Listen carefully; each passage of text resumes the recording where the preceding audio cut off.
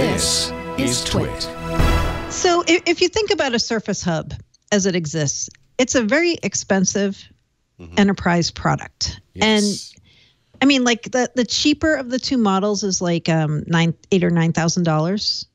And the more expensive one is like $22,000 for the 84-inch. So this isn't a product like that somebody goes into a Best Buy and goes, hey, let me buy one of those, right? It's a product that has a really long sales cycle. Like people have to go in and kick the tires and get approvals from their managers and get it put into the corporate budget. So I think that is why Microsoft announced it the way they did this week. It's like, let's tease the customers a little bit and show them what we have been working on and get them to start thinking about buying one of these. And then, you know, starting this summer, we'll tell them a little more, let them start seeing it by end of year in a private preview, and then they can make the decision to buy. There's also the issue that Surface Hub has been on the market now for, what, over a year, 2 years? I don't know. 2 years. Yeah. 2 years. 2 years. So in addition to that long buying cycle, which is very real, the product has never been able to meet demand. You know, the supply has never been there to meet the demand. So there's a long waiting list.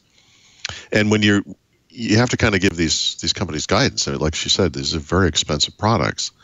And when you understand what's coming in the future, that may impact your buying decisions, because the Surface Hubs that we have today are very specific, and they're not particularly mobile, although you can put them on carts and cart them around. The big one in particular, a lot of companies had to reinforce walls just to hang them up on a wall. But it creates this kind of situation that's analogous to a desktop PC, where you have to go to a certain place for the most part to use one of them. And for the second generation, they're changing that pretty dramatically. You can still have a place for those devices, of course, but they're a lot more mobile. They're lighter. They can be attached together in unique ways, which is really cool. And I think what they're really trying to do is just be transparent about what's coming and when, and that will help those companies make a buying decision. Not to mention the fact that the expected lower pricing, we don't know what the pricing is going to, and certainly Microsoft's goals for the device is to open it up to far more types of businesses. Surface Hubs today really just speak to kind of a small group of giant enterprises that have these on-site facilities where they have meeting spaces and so forth, and rooms that you can check out through Exchange and so forth.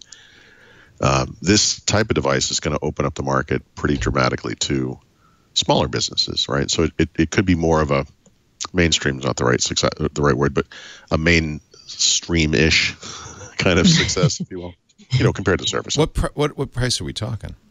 We have no idea. Oh. We don't know. None. So you know what they said, which is, it's very tricky. Again, they said it's going to be priced comparably with competitive devices. But what's a competitive device to this? I mean, people immediately think Jamboard, but I don't think this really competes with Jamboard. That's the Google from Google. The Google thing. Yeah, I don't think so either. Although I'm trying to orient this. Sorry, but that's the only thing you could possibly say. And so one of the things that's interesting about Jamboard, of course, is that it's a lot less expensive than today's Surface devices. And the hope is that these new Surface Hubs will be less expensive than the current one. Do you think they will, though? Because I can't help but be a little skeptical on that, because if you look at these new Surface Hubs, they're amazing, and they're really high-end devices, right? And so I think some people could be very disappointed if they think, oh, they're going to drop this to $4,000 to match Google Jambox, right? And I if you remember, when they did Surface Hub 1, they announced a set of pricing, and then the devices were delayed, and then they jacked up the price before they started selling them by quite a bit of money. So, I guess I'm being a skeptic on this, because I'm like, is it really going to be for a more of a mainstream and more of a business? Mary Jo, I think I speak on behalf of everyone when I say I'm tired of your negativity.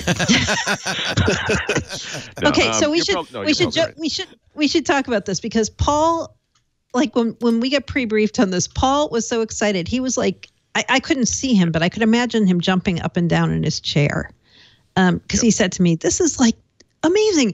Aren't you excited? And I'm like, yeah, I guess I'm excited. And he's like, no, you have to be excited. I was like, okay, wow. Well, okay. I mean, Was it the video that got you so excited? What was it that got you so excited? Well, yeah. So they had sent the video to us ahead of the briefings that we had, and I didn't have a chance. I was traveling Monday, and that's when I saw that. Yeah, so I didn't have a chance to even look at this until literally 5 minutes before the briefing. Yeah. So I watched this video, and of course it starts like a Surface video. It's at least internal components, whatever.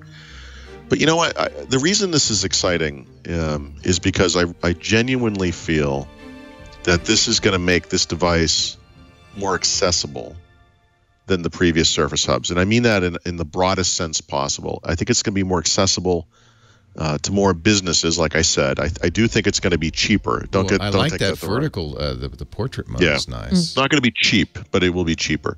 That thing which she's doing with her finger, by the way, is very important, and we'll get to that in a moment. How many times have I said that? Okay.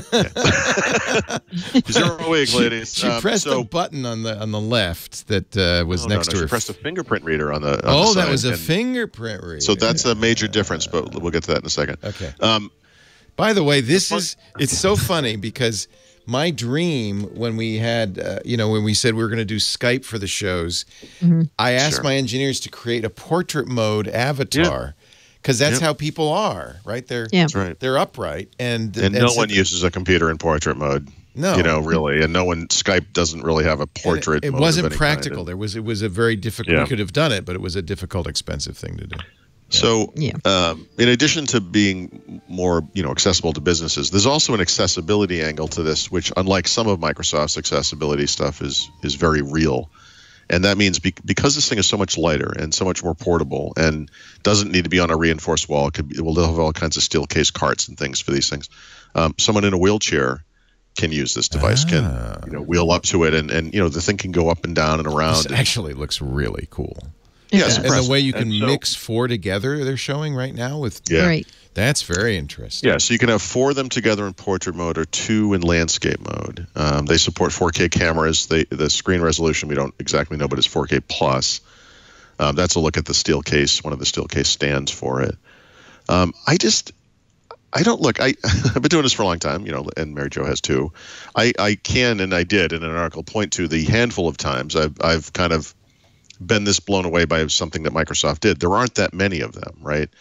The last one for me was Windows Phone. And as originally announced, the original vision for that thing, it was very exciting because Microsoft was not copying what Apple did with the iPhone like Android did.